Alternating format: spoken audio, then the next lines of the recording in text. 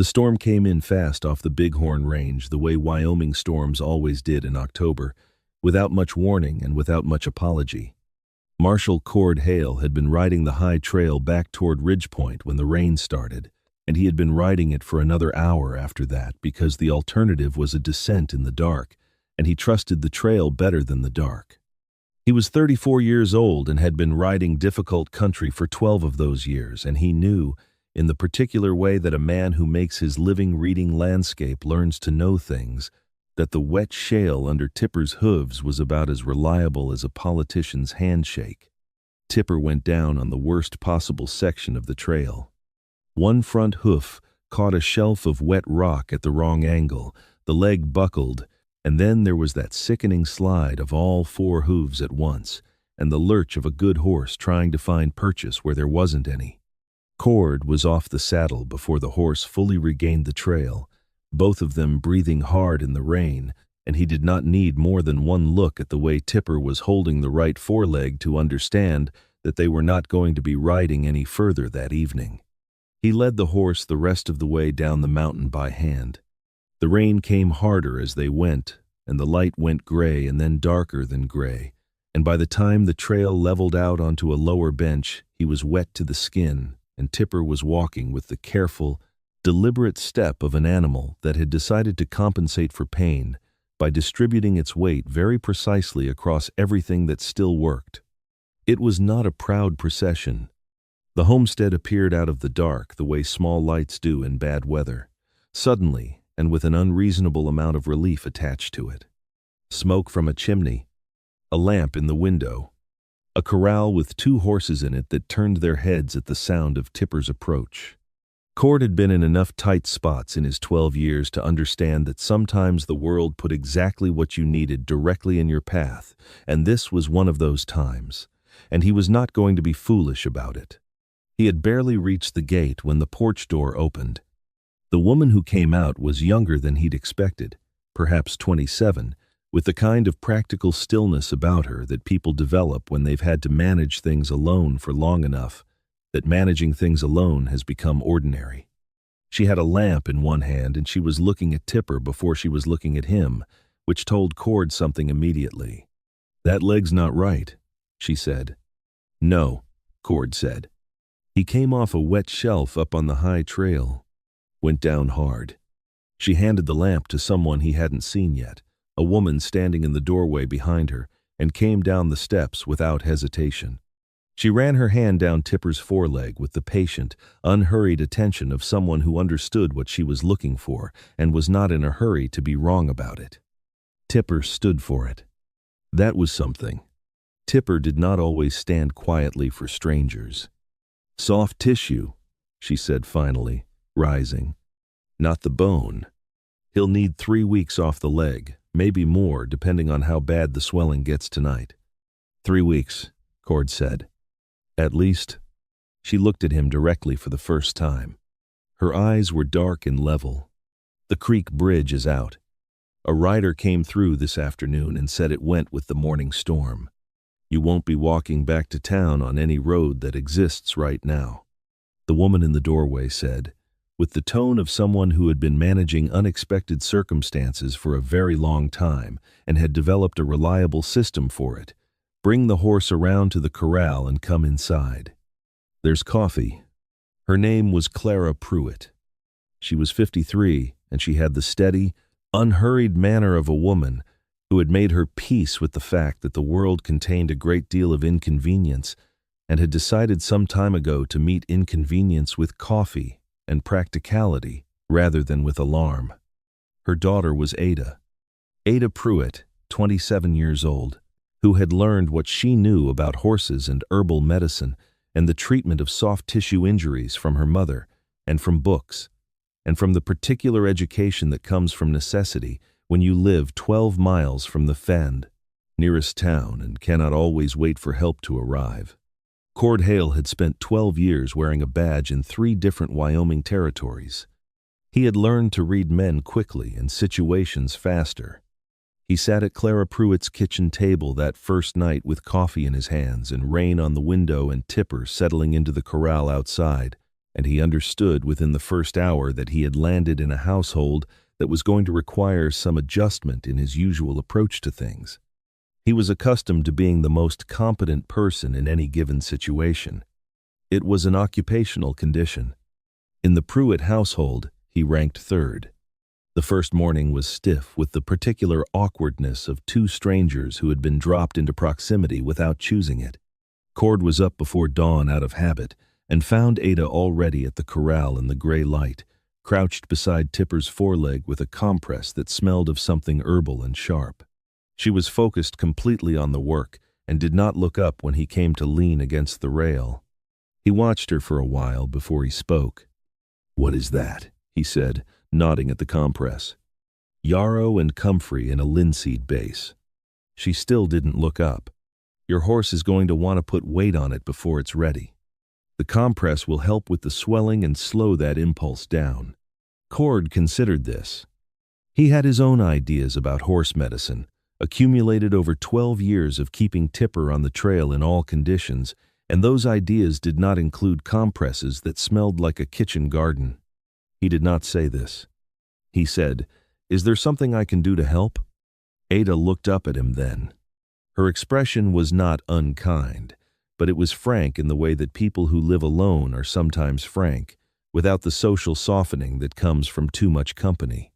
"Can you split wood?" she said. He could split wood.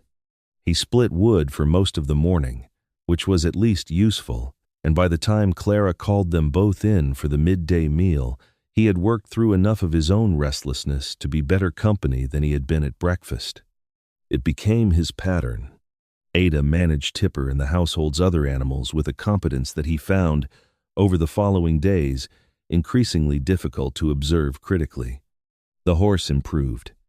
Not quickly, but steadily, in the reliable, incremental way of things that are being managed well. Each morning the leg looked marginally better than it had the morning before. Each evening Ada changed the compress with the same unhurried attention and explained to Cord, without being asked, what she was observing and why it mattered. He had not expected to be explained to. He found that he did not mind it. Clara, for her part, operated the household with a benevolent efficiency that Cord recognized after the third day as something close to orchestration. She assigned him tasks with the same calm certainty she applied to everything, and the tasks were always useful, and always managed to place him in proximity to Ada for some portion of the day without appearing to be arranged with that intention. Cord had spent 12 years reading people and situations, and it took him 4 days to understand what Clara was doing, at which point he was not certain whether to be amused or concerned, and settled on something in between. On the 5th morning, while Ada was inside and he was sitting on the corral rail with his second coffee, Clara came and sat beside him with her own cup. "You're doing better," she said. "At splitting wood?" Cord said. "At not watching her work like a man waiting for her to make a mistake." Cord looked at his coffee. "I wasn't watching for mistakes." "No," Clara said. "I know that. But you were watching the way a man watches when he's trying to decide whether to trust something he didn't choose and doesn't understand yet." She sipped her coffee.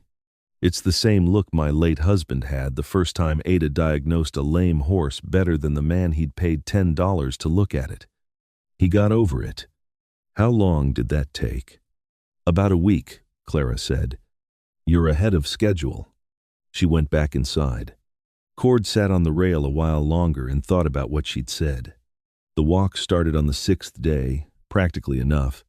Ada needed to collect herbs from the slope above the property before the first hard frost took them, and she needed someone to carry the basket.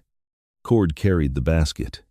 The slope above the property had a long view of the valley below, the creek still running high and muddy from the storms, the mountains beyond it already holding snow on the upper faces. They walked in silence for a stretch, and then Ada started naming what she was gathering as she gathered it, not explaining but simply naming, and Cord found himself listening in a way he didn't usually listen to things that didn't concern his work. "You learned all this from your mother?" he said. "Most of it," Ada said. "Some from books. Some from making mistakes and figuring out why." She straightened from a cluster of low-growing plants and looked at the view. Some things you can only learn by doing them wrong once. That's true of most things worth knowing, Cord said. Ada glanced at him. That sounds like something a man says who has a few mistakes he's learned from. A few, Cord allowed. They walked further. The silence between them had changed by then. Not quieter exactly, but easier. The kind of quiet that comes when two people have been in proximity long enough to stop performing for each other. Ada, he said. She had bent to look at something low to the ground and didn't look up. Marshal, how long have you been out here? She was quiet for a moment. 3 years since I came back from town, she said. Before that, 2 years in Ridgepoint working for the doctor there. Why did you come back? She stood up. Let the silence sit for a beat. Because the doctor in Ridgepoint decided it was easier to tell the town a thing that wasn't true than to admit he'd made a mistake, she said, and the town decided to believe him because believing a doctor is easier than believing a woman who worked for him. She said it without heat, which was worse than if she'd said it with heat, because it had the sound of something that had long since been processed into plain fact. I came back here because my mother needed help, and because here I can do the work I know how to do without anyone's permission. Cord was quiet. You're not going to say that wasn't fair, she said. I wasn't going to say anything, he said. Because you didn't tell me, so I'd say something. You told me because I asked, and you decided to answer honestly. She looked at him. Something in her expression shifted, small and careful, as though she was deciding whether to allow something. You're more perceptive than you look, she said. I look fairly perceptive, Cord said. Ada almost smiled. They walked back down the slope with the basket full, the light going long and golden across the valley below. He had been in the habit, his whole working life, of not settling. It was not a romantic restlessness. It was the simple, practical condition of a man whose work required him to be in motion, whose address for 6 years had been the office cot in one town or another, who had never quite assembled the idea of a permanent place, because a permanent place had never seemed to be what his life was building toward. He had not thought about this much because there had never been much occasion to think about it. The badge pointed him somewhere and he went there, and when the work was done there was another direction the badge pointed and he went there too. He thought about it now. He thought about it sitting on Clara's porch in the evenings with the last light on the mountains and Ada somewhere inside or at the corral, and the particular quiet of this homestead that was not the quiet of emptiness, but the quiet of a place that had found its own sufficient order. He thought about it carrying the coffee out to the corral in the mornings and setting it on the rail near wherever Ada was working. He thought about it in the practical, concrete way that suited him, not as feeling but as fact. He was comfortable here in a way he had not been comfortable anywhere in 12 years. That was a fact. He looked forward to the morning walks and the evening conversations and whatever task Clara invented to put him somewhere useful. Those were facts. And the horse was getting better. That was a fact of a different kind. Now, before we go further in this story, I want to hear from you. Drop it in the comments right now. Where are you listening from today? And would you have stayed? Tell me what you would have done in Cord's place, and I'll read every single one. Let's get back to the Pruitt homestead. At the beginning of the second week, word came through that the bridge was passable again. A neighbor's son rode up with the news on a Tuesday morning, and Clara received it with the same placid courtesy she applied to all news, and offered the boy coffee, and told Cord that the road was open whenever he was ready. Cord thanked her and went out to the corral and stood looking at Tipper for a while. Ada came out and stood beside him. She was not looking at the horse.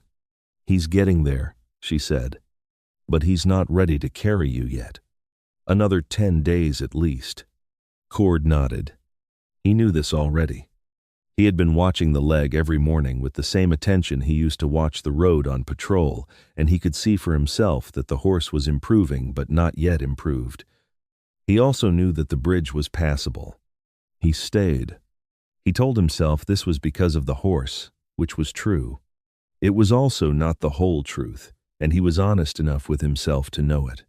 He rode into Ridgepoint on a neighbor's horse the following Thursday to check in with his deputy and collect a change of clothes and a few other necessaries.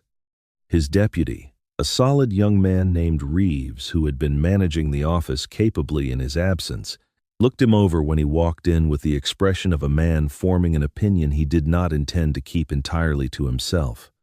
"Bridge has been open 4 days, Cord," Reeves said. "Horse isn't ready," Cord said. Reeves said nothing for a moment. Then he said, "Must be some horse." "He has a complicated recovery," Cord said.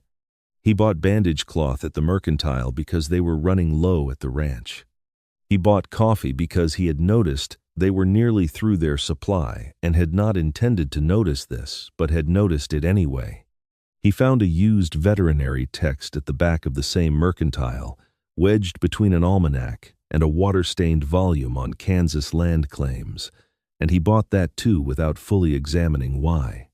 He rode back to the Pruitt homestead before dark and tied the neighbor's horse at the rail and unloaded the things he'd brought. Ada came out at the sound of hoofbeats. She looked at the bundle he was carrying. "I owe you bandage cloth," he said. "You didn't have to do that." "I know." He held up the veterinary text. "This might be of more interest to you than to me." She took it, looked at the spine, looked at him. "You didn't have to do this either," she said. "I know," Cord said. She almost said something. Then she nodded and went inside with the book, and Cord put the horses away and carried the coffee to the kitchen where Clara was making supper, and Clara looked at the coffee and then at him with an expression of the mildest possible satisfaction. The 3rd week began with a frost. Cord was up early to break ice on the water troughs, which had become his particular morning task, and he came back to the kitchen to find Ada already at the table with the veterinary text open, and her own notes spread around it, a habit she had that he'd noticed, the way she read with a pen in her hand and argued with the text in the margins. Clara made breakfast, and the 3 of them ate together the way they had eaten every meal for 2.5 weeks, which is to say, without particular ceremony, but with the easy familiarity of people who have shared a table long enough to stop performing at it. He asked Ada that morning, while Clara was outside collecting eggs, about the doctor in Ridgepoint. Not because he intended to do anything about it. He had learned in 12 years that there were categories of wrong that a badge could address and categories of wrong that a badge could not address, and a doctor who had protected his own reputation at a young woman's expense fell into the second category. He asked because he wanted to understand it, which was different from needing to fix it. Ada told him the fuller version this time. The woman who had come in with symptoms the doctor had misread. The treatment he had suggested and that Ada had quietly questioned and that had proved, when the woman recovered slowly under a different approach, to have been unnecessary and possibly harmful. The way the doctor had chosen, in the aftermath, to let the story become about Ada's impudence rather than his own error. The cold shoulder in the market square.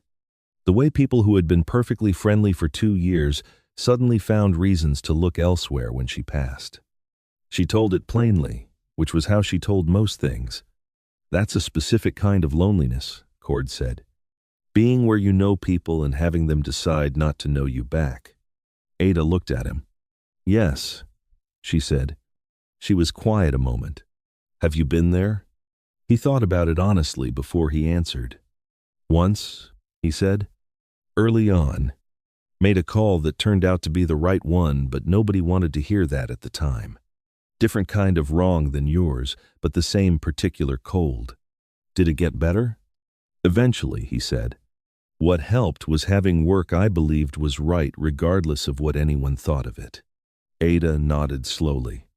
"That's what this is," she said, gesturing at the table, the books, the house around them. "This is the work." "Then it's good work," Cord said. And it looked like it from the first night. She did not say anything for a moment. Then Clara came back in with the eggs, and the conversation moved to other things, but something had shifted in the particular way that things shift when two people have said enough to each other to tip the balance of something that had been balanced delicately. That same evening, Ada said something she had not said in the first 2 weeks. She said, "I won't leave this place." She said it carefully, in the context of nothing in particular, which meant it was in the context of everything. "I built something here that I'm not trading. My mother is here, and the work is here, and what I've put into this ground is mine. I need you to understand that before you say anything that would make it harder." Cord looked at the fire. He had a habit of considering things before he answered. It was a habit that had served him well in 12 years of situations where the wrong answer said too quickly could compound a problem rather than address it. "I'm not asking you to leave it," he said finally. "And I wouldn't." He was quiet a moment. "What I know how to do is ride.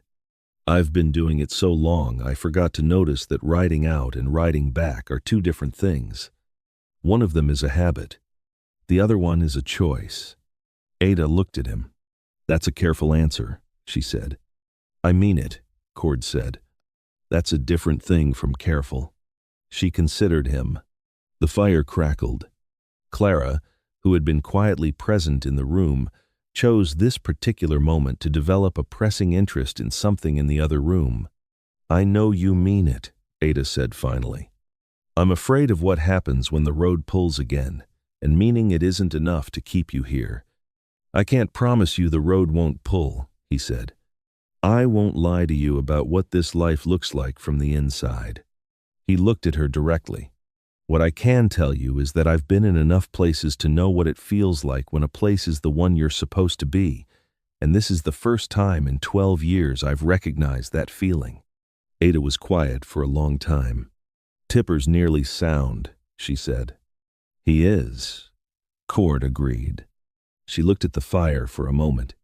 Then she looked at him with the particular directness that was simply her nature, unperformed and unadorned. "I think he ought to take a little longer," she said. "To be sure." Cord looked at her. Something settled in him the way things settle when an uncertainty you've been carrying becomes unnecessary. "I think you're right," he said. Neither of them laughed exactly, but the quiet that came after it was the good kind.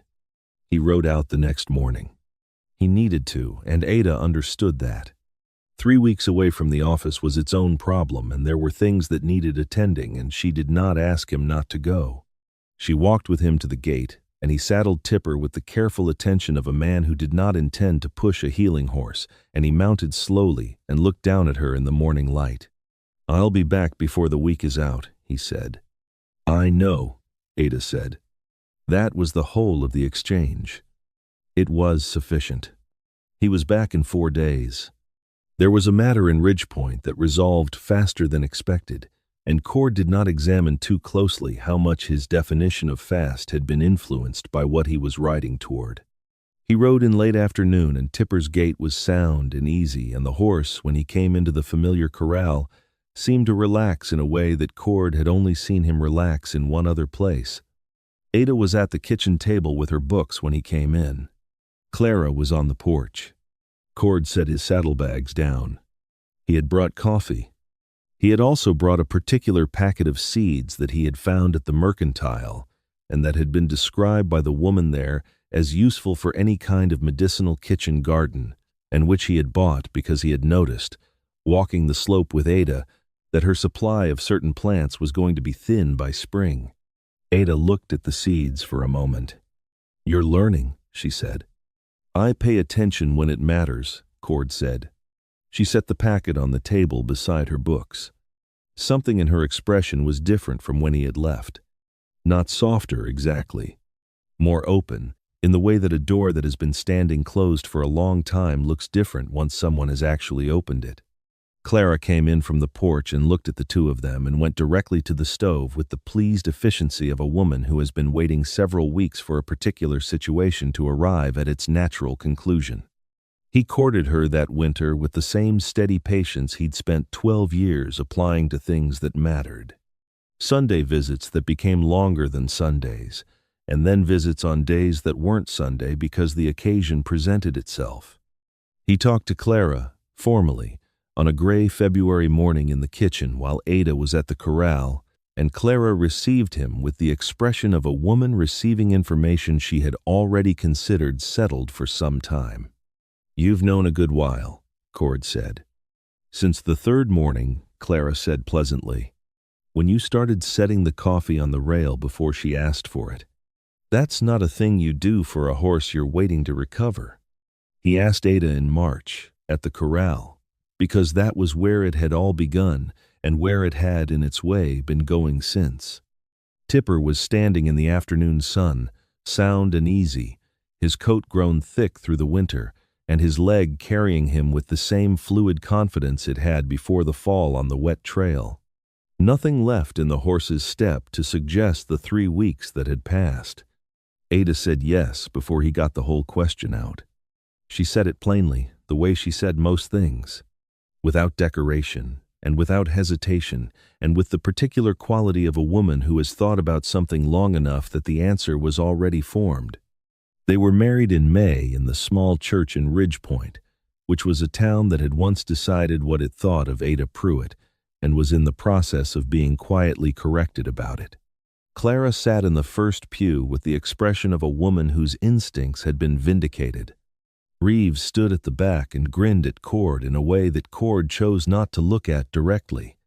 Tipper stood at the rail outside through the whole ceremony, which was either sentimental or coincidental depending on how you looked at it, and Cord had spent enough time around that horse by then to have an opinion. Cord kept the badge. Ada kept the ranch.